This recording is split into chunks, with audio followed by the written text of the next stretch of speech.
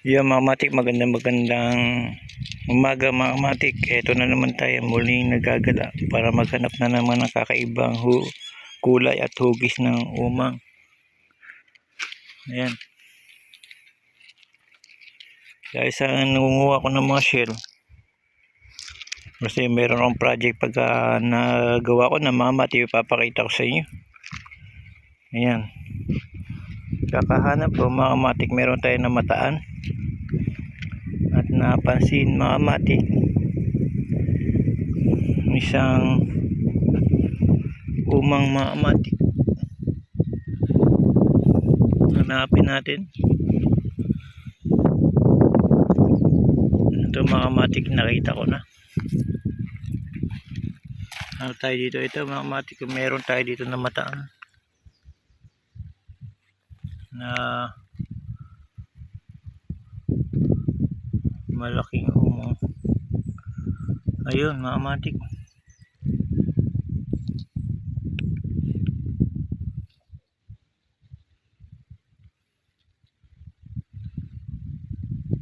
Ayun mga matik, umang pala yung isa mga matik. Ito naman ay suso. May laman pa siya, suso siya, pero babalik natin sa tubig para dumami. Akala niya siguro wala na siyang laman, kaya gusto niya makipalit mga kamatik na shell.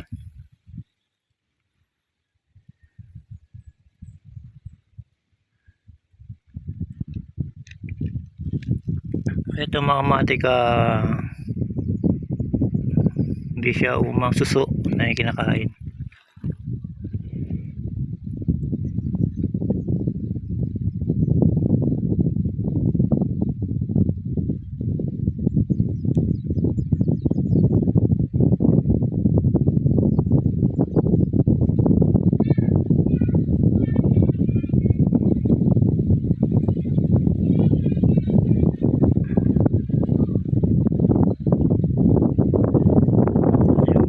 Pinagagawa nila mga matik na gusto nilang magpalit ng shell mga matik.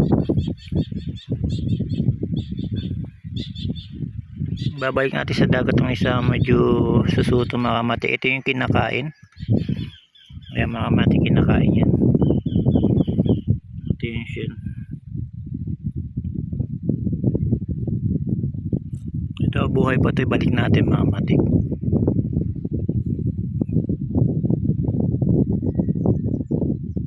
Yan mga matik, babalik ko itong suso.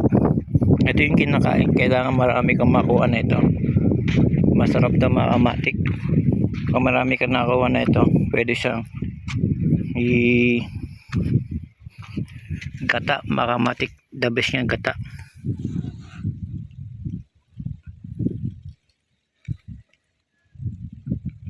Yan mga matik, gata maganda dyan, pero pagka kokonti lang, makawala na lang mga kamatik. Bihira ka lang kasi makakita ng ganyan. Ito mga kamatik, starfish.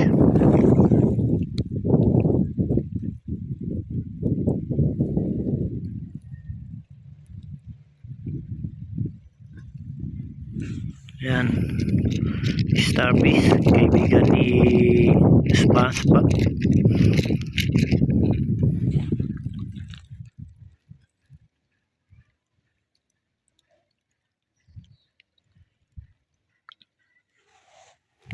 Ayun mga kamatik, dahil sa nakakita tayo, binalik natin yung buhay pa siya mga kamatik, hindi pa siya patay, para dumami. Sayang sana kung marami tayo nakuha niya, masarap yan ikata.